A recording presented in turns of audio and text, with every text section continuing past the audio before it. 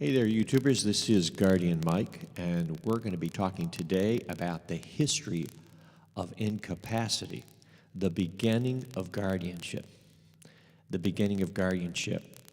That's important because that's the primary approach of statutes today across the United States. You're going to look at what the statute's trying to accomplish, what they're trying to get done, and they simply attempt to look at other things, alternatives to guardianship that will get the job done versus the removal of rights. So I thought long and hard before I did this, and it's going to take a little bit longer than most of my 3 to 5 minute videos. So I've chosen to do a podcast. Not certain where we're going to go at. I'm hoping we come in about 10 minutes. So it all started with William the Conqueror, also known as David Bates, William the Conqueror of England, for our purposes, okay? And there are some key concepts: Parens Patria, king as father of the nation. Father had a duty to protect family and property of individuals who were non-compus mentis. King was the father of the nation. Now, there were, as we go through this, there were ways that you could initiate a guardianship or initiate protection, and you realize that today many individuals want to stay away from guardianship. So you're going to kind of have to know the lay of the land, have this concept on your map of knowledge so you can go back and you can assert rights. You can decline a guardianship or decline the action of the state. You can prepare for their assertion of the state's plan over you, Uncle Sam's plan, and you can argue. You can argue about the history of benevolence, and you can do that, and you know now what to obtain. So it all began in the 1500s with the Statute de Prerogativa Regis. First statute we're going to analyze, the beginning of guardianship. And there are 4 points. One, someone is seeking the appointment of the king. And that's usually a petition in front of Lord Chancellor, who had been known as or was known as the conscience of the king. So someone brings a petition for the appointment of the king. Number 2, it was to protect property of those who could not protect themselves, protect the property and the person of someone who could not protect themselves. 3, should the person regain capacity, the property is to go back to them, okay? Property is to go back to them. 4, if they die before they regain their capacity, there's a process to make sure that their property went to their family. All right? So I want to put this concept on your map of knowledge.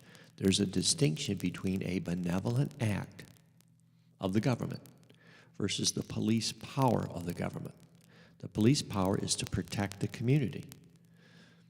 The power of the government in this area, which is the judiciary, is to protect the person or the person's property. That's the whole concept of Parens Patria. The king, as parent of the country, had a duty to protect the property of those who are non-compus mentis, that they had lacked capacity. And we keep talking about property because I think that's where it started, and it began to mix. The history, I'm going to bear with me, I'm going to read a little bit here. The history of the benevolent state acting under Parens Patria doctrine sets our context for this area of the law. Benevolent state. Now, you're going to be asserting rights where people are going to confuse the police power of the state to protect the community and the benevolent state coming to protect an individual from themselves or a family from an individual. That's important because alternatives to guardianship are present from the very beginning. And that may be one of your best arguments, that something here, other than the guardianship, other than the power of the state to come in benevolently, should be invoked. This concept begins, again, this concept of the benevolent state, this concept began in feudal times with the doctrine of Parens Patria. The king, as parent, had a duty to protect those subjects that could not protect themselves. During the time of William the Conqueror, who is known as David Bates, the statute known as De Prerogativa Regis was enacted. Now, there's some key concepts I want you to take from this historical context. A lunatic or idiot found protection from a writ in the name of the king and took place before Lord Chancellor. We don't use those concepts, lunatic or idiot. One is someone who is lost their capacity, and that would be the lunatic. The idiot is someone who may have been born with an incapacity. Those concepts were in the statutes right up to the 70s, 1970s, and they may still linger there. So we would talk about lunacy as the mentally ill. We would talk about the idiot as developmentally disabled, but that's going to be out there. Number one, those individuals found protection from a writ in the name of the king, and it took place before Lord Chancellor. There was no writ at law. In the king's court, they went to the Lord Chancellor, the equity court. B, there was no remedy at law. C, the Parens Patria doctrine established the benevolent responsibility of the king to protect individuals as opposed to the police power to protect community. You want to lay that card down. And you want to very gently remind those who are involved in guardianship that you're here to protect the individual. If you want to protect the community, that's fine, but that's in another area. That's another argument in front of another judge on another day. Today, the Parens Patria powers are exercised by the state legislature. The authority is given has limitations and a balance between state being benevolent and the act of providing for welfare of the individual, removing rights and the individual's fundamental freedoms unnecessarily removed. Certain rights never removed, okay?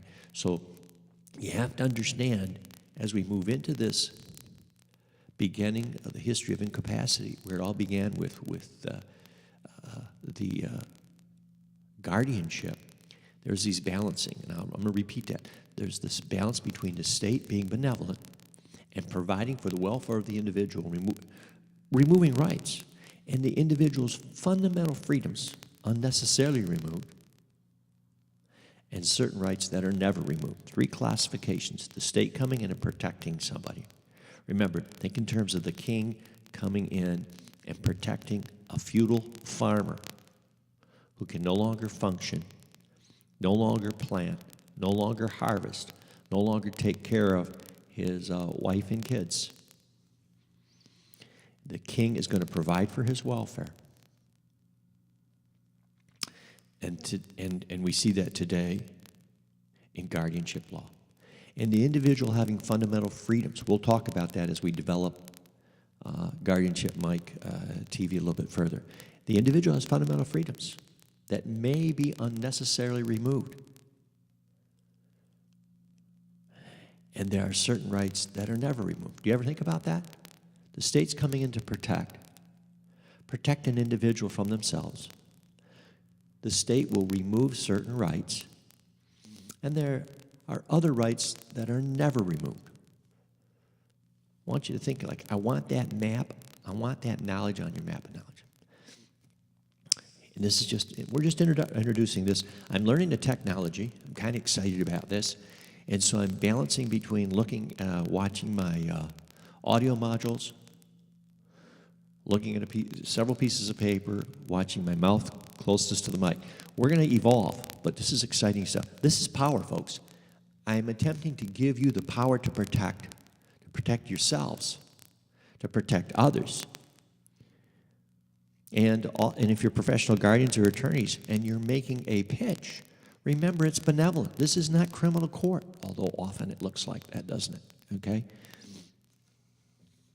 And it starts with the state legislature. You know, those are the ones that set up the mental health code. Those are the individuals that set up the probate code. And you'll go back and forth, and you'll want it. The lunatic is going to most likely, developmentally disabled, going to come under the mental health statutes. I should say the idiot, developmentally disabled. And the lunatic, the mentally ill, may or may not come under the mental health statute, because if they're incapacitated, they're mentally ill but not found to be a harm to self or others, you may be looking at another problem there. All right, the evolution and shift of the policy direction in this area tends to reflect a universal growing awareness of human dignity. That's right.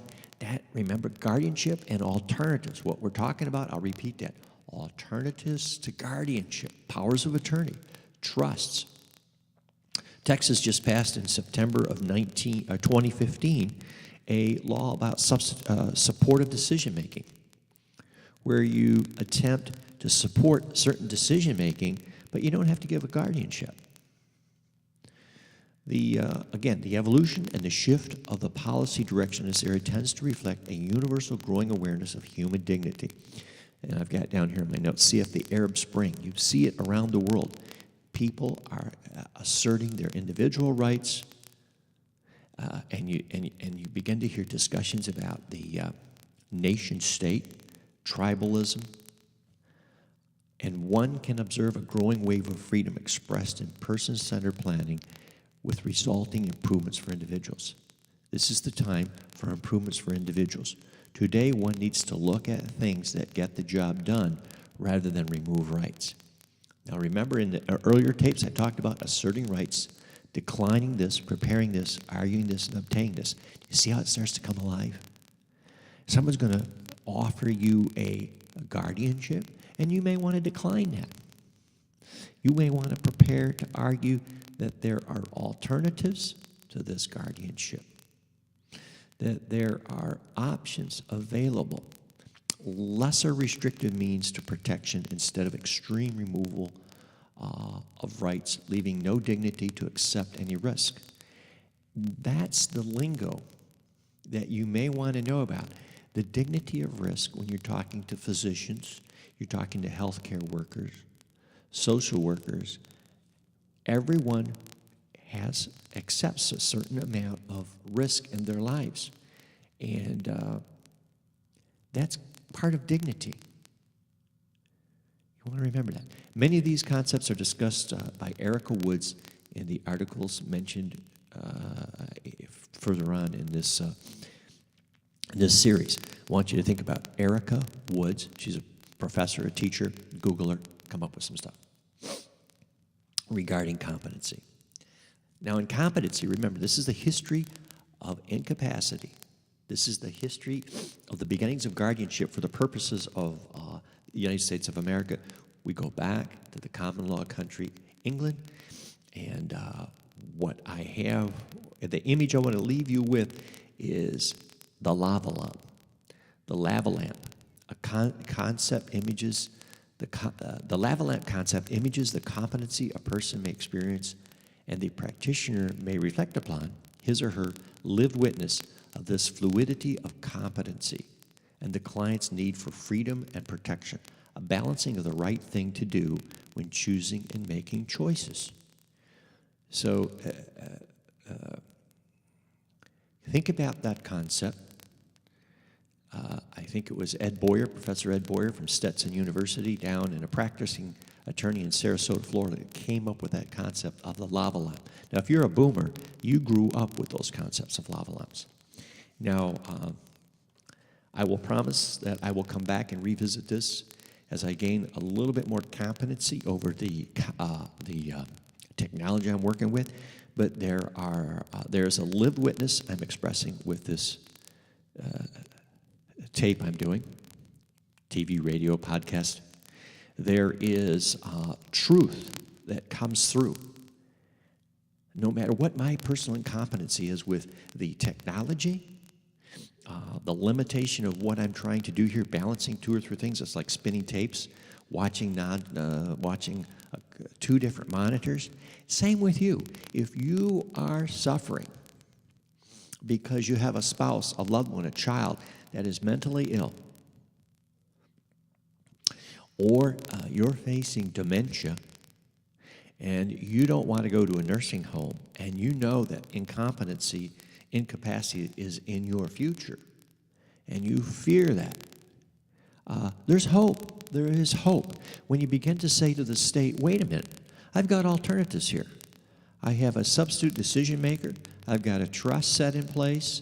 I've got a medical health power of attorney. I've got a financial power of attorney. I've shifted the risk so I don't get ripped off with acceptances of trusts.